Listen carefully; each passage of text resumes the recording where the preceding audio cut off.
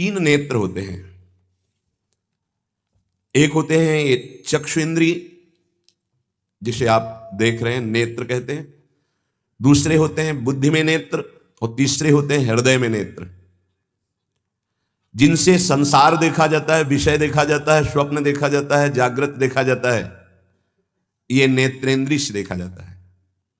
इससे ना आप किसी महात्मा की स्थिति को देख सकते हैं, ना भगवत स्थिति को देख सकते हैं। ये केवल माया को देखने वाले नेत्र हैं जो सबके पास हैं। चक्षु इंद्रिय, ये इससे आप किसी की स्थिति नहीं देख सकते, इससे आप परमात्मा दर्शन नहीं कर सकते, इससे आप तत्व दर्शन नहीं कर सकते। ये केवल ब्रह्मा के द्वारा रचे हुए नेत्र, ब्रह्मा की रचना को ही देख सकते हैं, बस। आगे है बुद्धि नेत्र, ये ज्ञान नेत्र हैं। जब बुद्धि में ज्ञान नेत्र प्रकाशित होता है तो तत्व बोध होता है, और भक्तों के हृदय नेत्र खुलते हैं। ही के नयन निहारी, हृदय के नेत्र जब खुलते हैं तो प्रिया प्रीतम की रूप माधुरी, लीला माधुरी, ये उसके नेत्रों में, इन नेत्रों में झलकते हैं। अंदर के दो नेत्र जब ज्ञान चक्षु खुलते हैं तो सर्वत्र आत्म तत्व का दर्शन करता है, अपने स्वरूप का अनुभव करता है, ब्रह्म तत्व का अनुभव करता है। जब हृदय के नेत्र खुलते हैं तो सर्वत्र चिद चिद लक्षणम सर्वम राधा कृष्णमयम जगत, वो तत्व को राधा कृष्ण के रूप में, जैसे गोस्वामी जी सिया राम में। लेकिन इन नेत्रों से ये दोनों बातें नहीं देखी जा सकती, और इन्हीं नेत्रों से ये दोनों बातें देखी जा सकती हैं जब बुद्धि के नेत्र खुल जाए और हृदय के नेत्र खुल जाए। उपासक हृदय के नेत्र खोलने का प्रयास करें। वो पहले आहार शुद्धि करे, बहुत भोजन शुद्ध। बड़ी कृपा है, आकाशवृत्ति से जीवन चलता है, श्री जी को भोग लग करके मिलता है, परम पवित्र है। अब जो बात करें, पाते समय उपास्य देव के सिवा अन्य कोई विचार नहीं रह जाना चाहिए, ये ध्यान उपासक दे। इसीलिए नाम कीर्तन चला दिया जाता है, चलता है नाम कीर्तन, नाम कीर्तन चला दिया जाता है कि आपका मन किसी विषय का चिंतन न करने पावे, नाम कानों में पड़े और चिंतन नाम का हो। जब हम भोजन के साथ भजन चलाते हैं तो वो भोजन जब पचता है तो नस नस में परम पवित्रता और भजन के परमाणु फैलाता है। अब जैसे आजकल भोजन की प्रथा, जूता मोजा वही सोच में पहन के गए हैं, वही लघु शंका में, और वही होटल में बैठ के वैसे ही जूता मोजा, वही कपड़े, वैसे ही बनाने वाला क्या भाव वाला है, कैसी पवित्रता रखता है, और पाने वाला क्या भाव रखे हैं और कैसी पवित्रता है, इन सब का प्रभाव भोजन पे पड़ता है। अगर भोजन ठीक नहीं तो बुद्धि निर्णय नहीं कर पाएगी ठीक। हृदय के नेत्र खुलने के बाद तो बहुत दूर रही, इन नेत्रों से भी सही नहीं दिखाई देता, गंदा ही दिखाई देने लगता है। इन नेत्रों में गंदगी बढ़ जाती है। जिसकी तरफ देखो तो वासना की दृष्टि से देखो, दोष दृष्टि से देखो, राग द्वेष की दृष्टि से देखो, ब्रह्म दृष्टि, भगवत दृष्टि उसकी नहीं आ सकती। ये बहुत जरूरी है। अरे कहीं भागा थोड़ी जा रहा है भोजन, धैर्यपूर्वक चिंतन करते हुए, नाम चल रहा है तो उसी नाम का चिंतन करते हुए। अब जैसे अपने लोग पूर्वाभ्यास तो पद चला लिया, बड़ी सुविधा रहती है। पद, कोई बड़ा पद ले लिया और मानसिक पद गुनगुना भी रहे हैं, चिंतन भी कर रहे हैं, प्रसाद भी पा रहे हैं। कोई पद उठा ले, बड़ा पद, देखत नौ निकुंज सुन सजनी लागत, प्रथम यथामति प्रणव बिहरत दो प्रीतम कुंज। अब जब तक पद पूरा नहीं होगा तो भागेगा नहीं, और भागेगा तो पद नहीं पूरा होगा, पकड़ हो जाएगी। अब पद चल रहा है, प्रसाद पा रहे हैं, तो कभी कभी प्रसाद पाते पाते आंसू चल रहे हैं, प्रसाद पा रहे हैं, पद चल रहा है। अब वो भोजन क्या करेगा? प्रसाद नस नस में जाकर भागवतिक भाव संचरित करेगा। अब आप प्रसाद पा रहे हैं, किसी द्वेषी का चिंतन कर रहे हैं, गुस्सा आ रही, अब नस नस को वो क्रोध से युक्त करने वाली वृत्ति पैदा करेगा। आप प्रसाद पा रहे हैं, कोई काम चिंतन कर रहे हैं, वही प्रभाव आपके अंदर पड़ेगा। हमारी पद्धति रही है प्रसाद पाने की, चाहे जितना पवित्र हो, पर भोजन पाने के पहले हाथ पैर धोए गए, कुल्ला किया गया, पवित्र होकर के फिर वहां बैठ करके, पद्धति थी, आसन पीढ़ा चटाई बिछा दी गई, पवित्रता पूर्वक बैठे, भोग सामने आया, भगवद अर्पित प्रसाद है तो जय जयकार और कीर्तन करके पा रहे हैं। अगर वो ऐसी जगह से मिला है, भगवद अर्पित नहीं है, तो अपने सामने 1 मिनट रुक कर भगवद अर्पित करते हैं, फिर जय जयकार इष्ट की, गुरुदेव की, भगवान नामों की गूंज करके फिर पाते। वो प्रसाद हमारे हृदय में पवित्र भाव पैदा करेगा, भजन बढ़ेगा। भजन से ही हृदय के नेत्र खुलते हैं, भजन से हृदय के नेत्र, और हृदय के नेत्रों से ही प्रियालाल का दर्शन होता है, प्रियालाल का लीला चिंतन होता है। जो अपनी नस नस में नाम, पवित्रता, भक्ति, ज्ञान, तो भोजन में बहुत सावधान रहिए। ये 24 घंटे के लिए हमारे विचारों को अपवित्र या पवित्र करेगा भोजन। अगर अशुद्ध भोजन हो गया तो 2-3 दिन तक तो विक्षेप पड़ेगा ही। अगर बहुत ही निषिद्ध भोजन हो गया तो हो सकता है कि भजन भी रुक जाए, विक्षेप क्या रुक जाए, ऐसा ऐसा भोजन होता है। भोजन बहुत संभाल के, भले भूखा रहना पड़े तो अच्छा है 1-2 दिन, पर ऐसा भोजन ना होने पावे जो हमारे भजन को क्षीण करे। प्रायः जब श्री जी की शरणागति दीक्षा दी जाती है यहाँ, तो पहला कि तुम्हें 11 माला गुरु मंत्र के तो करने ही हैं, दूसरा 12 पद चतुरासी जी के पढ़ने ही हैं पक्का, तीसरा तुम्हें उस रसोई से कभी भोजन नहीं पाना है जिसमें मांस बना है, जिसमें मांस रांधा गया है। भले तुमको वहां दाल रोटी खीर और ये सब बना के दे, पर वो सात्विक भोजन नहीं होगा, वो राक्षसी भोजन होगा, क्योंकि वो रसोई अपवित्र है, उसके पात्र पवित्र। ये दीक्षा के समय दिया जाता है। चौथा, जो तुम्हारे उपासना की, इष्ट की, गुरुदेव की, संतों की, भगवत स्वरूपों की निंदा करे, वो चाहे रिश्तेदार, नातेदार, चाहे कोई भी हो, हम उससे संभाषण बैठकर नहीं करेंगे। कान में उंगली डालकर राधा राधा बोलकर चले जाएंगे। ये दीक्षा के समय शिक्षा दी जाती है। यदि आप अपने कुसंग को नहीं त्याग सके, भोजन का सुधार नहीं कर सके, तो भजन में रुचि नहीं होगी। ध्यान रखना, हम जैसा अन्न पाते हैं वैसा मन बनता है, जैसा मन होता है वैसे ही चिंतन होता है। हमें हृदय के नेत्र खोलने हैं तो हमें आहार पवित्र करना है। पवित्र आहार, पवित्र चिंतन के साथ हमें पाना है। ऐसे जल्दीबाजी नहीं, जल्दीबाजी है तो हम नहीं पा रहे हैं, जब हमें समय होगा पा लेंगे। कोई प्राण थोड़ी निकल जाएंगे, एक बार न पाएंगे, एक दिन ना पाएंगे, नहीं निकलते। कई कई दिन भोजन न पाने पर भी ऐसा नहीं होता कि प्राण निकल गए। बड़ी सामर्थ्य है, प्रभु ने सामर्थ्य दी है। उपासक सावधान रहे, कहीं प्रसाद पाते समय कोई ऐसा दृश्य, ऐसी वार्ता न कर बैठे जो भजन में बड़ी हानि पैदा कर दे। जैसे आप मोबाइल रख लिए और आप ऐसे दृश्य देख रहे हो जो आपका सर्वनाश करने वाले हो, भोजन पा रहे हो, तो आप निश्चित समझ लेना, निश्चित भ्रष्ट हो जाओगे, आगे नहीं बढ़ पाओगे, गिर जाओगे।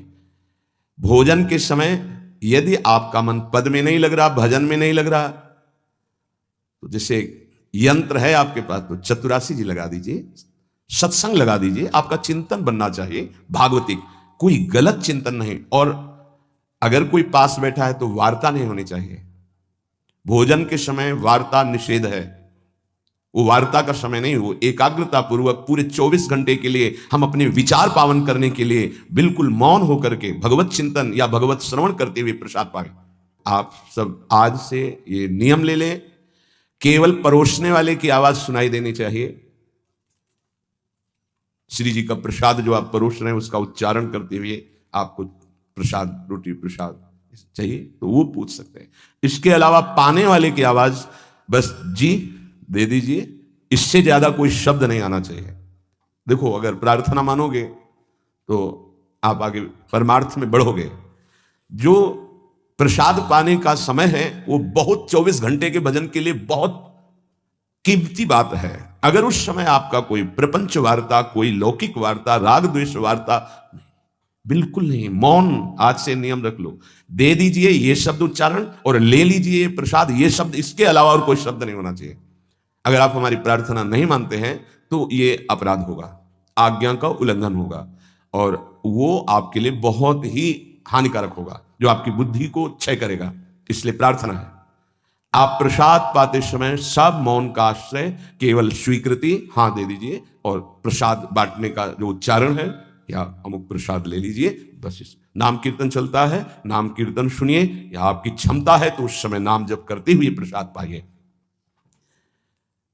जिस जगह पर संत सेवा होती है, नाम कीर्तन होता है, ठाकुर सेवा होती है, और परस्पर बैठ करके भगवत वार्ता होती है, उस जगह सारे तीर्थ अपने आप आ जाते हैं। वहां वास करने वाले को किसी तीर्थ जाए या ना जाए, कहीं भी, संपूर्ण भुवन की बात कर रहे हैं, जिस घर में, जिस कुटिया में, जिस जगह में, जिस स्थान में नाम कीर्तन होता है, भगवत गुण कीर्तन होता है, साधु सेवा होती है, ठाकुर सेवा होती है, सारे तीर्थ स्वयं आकर वहां वास करने लगते हैं। तीर्थ क्या, तीर्थाधिपति, तीर्थपाद भगवान वास करते हैं। जहां भगवान नाम कीर्तन, भगवत गुण गायन होता है, भगवान प्रकट होते हैं। मदभक्ता यत्र गायन्ति तत्र तिष्ठामि नारद, नाम वाणी जहां श्याम श्यामा तहां। सारे तीर्थ स्वयं वहां वास करते हैं। कुछ गृहस्थ जन कहते हैं हमारे घर में कोई चक्कर है, कोई टुटका कर दिया, कोई परेशानी। हम कह रहे हैं नाम कीर्तन कीजिए, ठाकुर सेवा घर में विराजमान कीजिए, 30 मिनट बैठ करके भगवत चर्चा कीजिए। हिंदी आती है, संस्कृत आती, जो जैसे भी आप, भागवत है, गीता जी है, रामायण जी है, भगवत चर्चा गुणगान कर रहे हैं प्रभु कुछ। उस घर में कोई अमंगल, कोई भूत प्रेत, कोई चक्कर, ऊपरी नीचरी कोई बाधा, ग्रह नक्षत्र कुछ नहीं, किसी को समझ नहीं आती कैसे सर्व मंगल में भगवान का नाम समस्त पापों का नाश करके महामोद प्रकाशित करता है। अरे जहां एक भक्त बैठ करके नाम जब कीर्तन करता है, और जहां पूरा परिवार बैठकर नाम कीर्तन कर, उसका कितना प्रभाव होगा। एक भक्त करे तो उसके प्रभाव का वर्णन होता है। पूरा परिवार नाम कीर्तन कर रहा है, पूरा परिवार ठाकुर सेवा में बैठ करके 5 मिनट ही सही, आरती पूजा प्रणाम नमस्कार, पूरा परिवार 30 मिनट बैठकर भगवत चर्चा सुन रहा है, कोई एक भगवत चर्चा कर रहा है, वो तीर्थ है घर।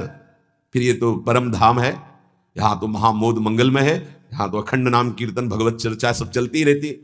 आपको सावधान रहना, जो एक बार आदेश हो जाए उसका उल्लंघन ठीक नहीं है, और उसको तत्काल लागू किया जाए। अगर नहीं किया जाता तो उसे प्रमाद स्थिति कहते हैं, और फिर बुद्धि भ्रष्ट हो जाती है। कोई भी, चाहे वो साध्वी हो या उपासक हो, साधु हो, आज्ञा का उल्लंघन करने का स्वभाव न डाले, नहीं तो प्रमाद स्थिति घसीट ले जाएगी। आज से जहां प्रसाद पाना प्रारंभ होता है और प्रसाद आचमन करने तक मौन, फिर हमें वार्ता ही किसी से करनी। प्रसाद पाने के समय वार्ता, ये तो हमें बात समझ में ही नहीं आई। उस समय कौन सी संगोष्ठी होती है, उस समय कौन सा प्रसंग होता है प्रिया प्रीतम के लीला चरित्र का। उस समय तो हम प्रसाद का स्वाद लेते हैं, उच्छिष्टामृत भुक्त वैव, प्यारी जो ने पाया है, और नाम कीर्तन करते हैं। तो हमारे हृदय के नेत्र खुलेंगे, तभी तो हमारी भजन में रुचि बढ़ेगी। जब हमारा प्रसाद पाते समय भजन होगा, बहुत ध्यान देने की बात है ये। अगर प्रसाद पाते समय प्रपंच, तो 24 घंटे प्रपंच चिंतन चलेगा। अगर प्रसाद पाते समय राग द्वेष की चर्चा, काम क्रोध की वार्ता, तो हृदय मलिन हो जाएगा। हम प्रसाद पाते हैं पवित्रता के लिए, प्राण पोषण के लिए, तो प्राण पोषण और पवित्रता दोनों होगी भगवत चिंतन से। केवल प्राण पोषण हुआ, बुद्धि अपवित्र हो गई, तो फायदा क्या। जो नाम जप करता है उसको कभी ये चिंता नहीं करनी कि अब हमारे जो पूर्व पाप हैं वो कैसे नष्ट होंगे। वज्रम पाप मही भृताम, जैसे पर्वत को चूर चूर करने के लिए देवराज इंद्र जब वज्र का प्रहार करते हैं तो वो धूल हो जाता है, ऐसे पहाड़ जैसे भी पाप हो और नाम जप कर रहे तो नाम जप क्या करता है, वज्र के समान उस पहाड़ जैसे पाप पर टूट पड़ता है और उसे धूल धूसरित कर देता है। वज्रम पाप मही भृताम, हमें नाम पर ध्यान देना है। कैसे नाम जब छूट जाता है उपासक होकर भगवत प्राप्ति का लक्ष्य बना के, और तुम्हें चैन है, इसका मतलब है आपका लक्ष्य अभी भजन भगवत प्राप्ति नहीं बना, नहीं तो चैन के तद विस्मरणेन परम व्याकुलते थे। भगवत द्रोद्रेकस्य सिद्धौषधम, ये नाम संसार रोग के आवेश को शांत करने की सिद्ध औषधि है।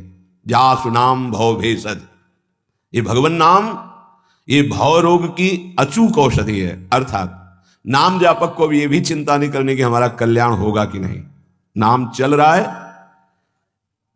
ये हमें भव समुद्र से पार ही नहीं, भव समुद्र को सुखा देगा। नाम लेत भव सिंधु सुखाही, करो विचार सुजन मन माही। पाप के पर्वत को वज्र की तरह नाम टूट कर धूल धूसरित कर देता है और भव समुद्र को सुखा देता है। पार जाने की जरूरतें नहीं, खत्म ही हो जाता है, कल्याण की चिंता नहीं।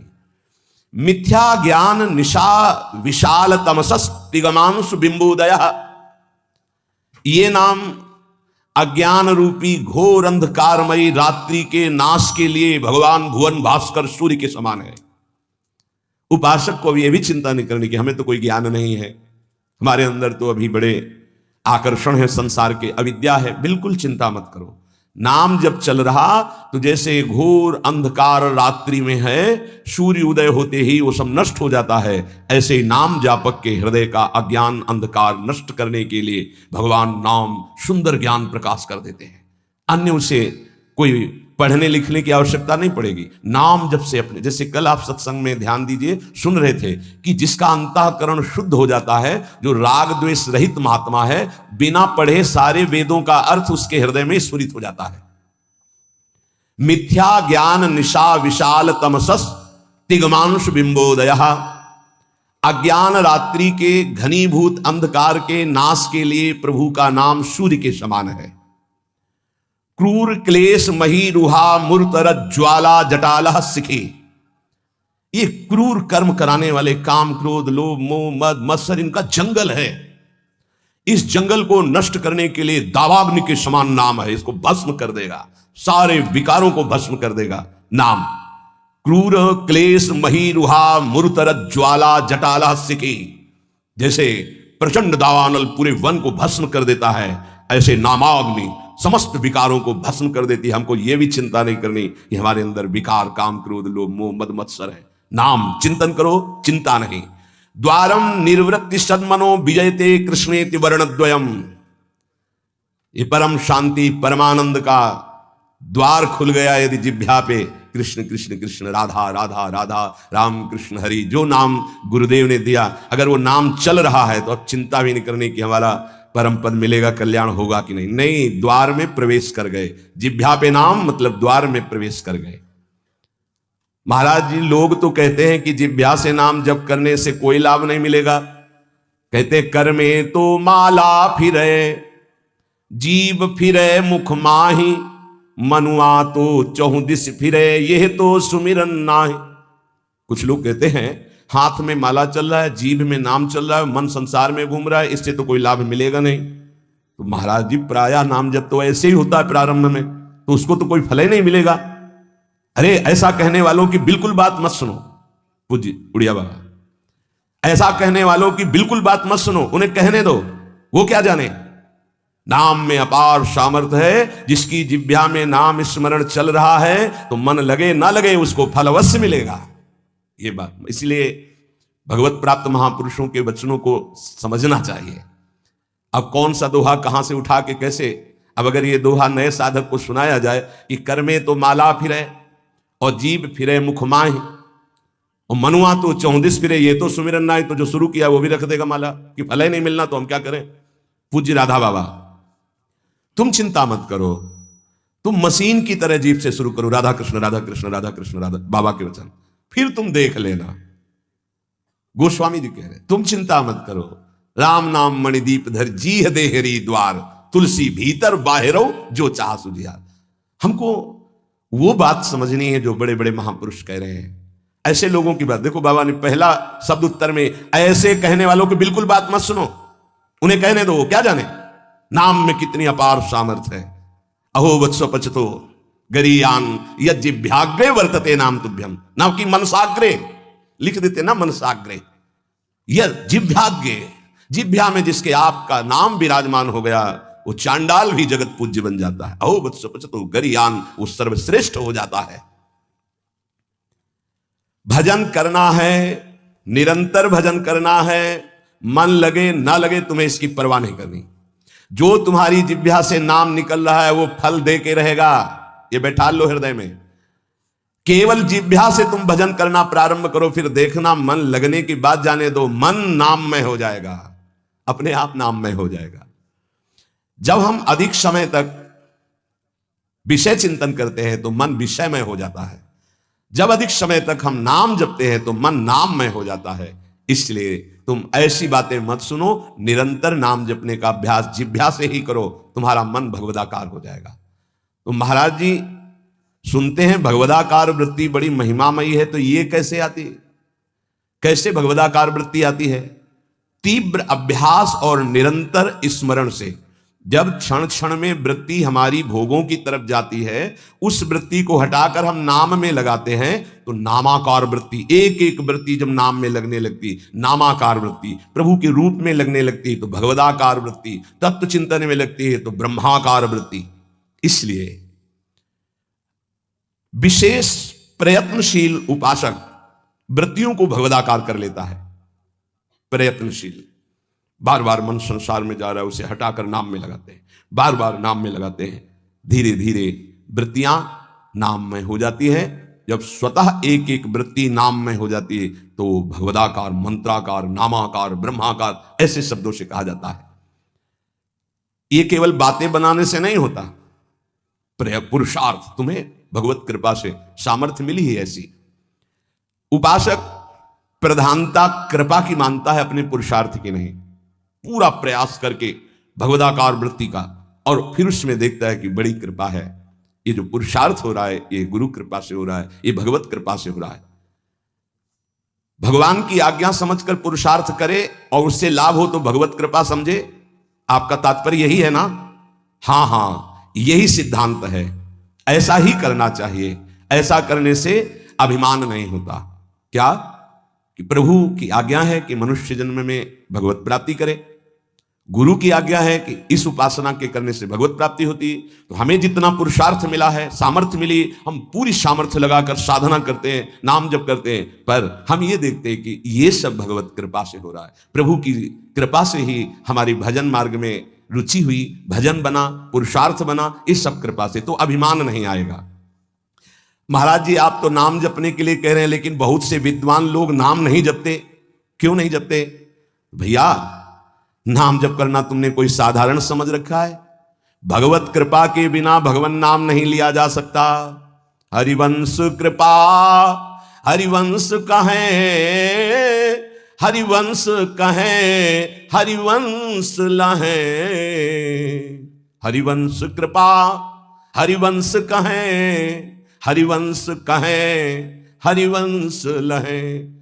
हरिवंश की कृपा से श्री हरिवंश, श्री हरिवंश, जो श्री हरिवंश कहते हैं उनको हरिवंश की प्राप्ति होती है। अर्थात वृंदावन में विराजमान सहचरियों के मध्य में श्यामा श्याम, हा हरि रा राधा वा वृंदावन सा सहचरी, उनकी प्राप्ति होती है। हम राधा राधा बोल रहे तो किशोरी जी बुलवा रहे इसलिए बोल रहे, कृष्ण कृष्ण बोल रहे तो जेई कृष्ण ते नाम, मानो साक्षात भगवान कृष्ण नाम से स्फुरित हो रहे, साक्षात प्रिया जो राधा नाम से हमारी जिह्वा में विराजमान।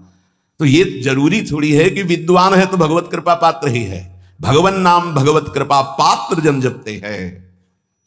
भगवत कृपा के बिना नाम नहीं निकल सकता जिह्वा से।